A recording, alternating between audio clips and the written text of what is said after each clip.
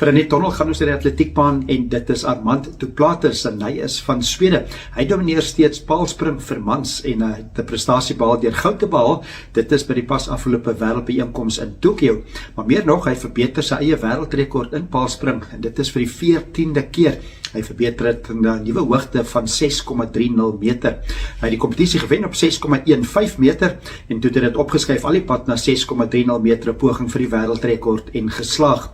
Duplantis is van Swede, hy is maar net 25 jaar oud en hy het al reeds die afgelope 8 globale byeenkomste wat hy gewen het. Dit sluit ook 2 Olimpiese spele in. Net in 2025 alleen het hy sy eie wêreldrekord al 4 keer verbeter. Nou Duplantis het met sy wen in Tokio 70.000 Amerikaanse dollar vir sy eerste plek gewen, maar ook 'n bykomende 100.000 Amerikaanse dollar oor dat hy sy wêreldrekord verbeter het. So dit is sportnuus vir in die tonnel.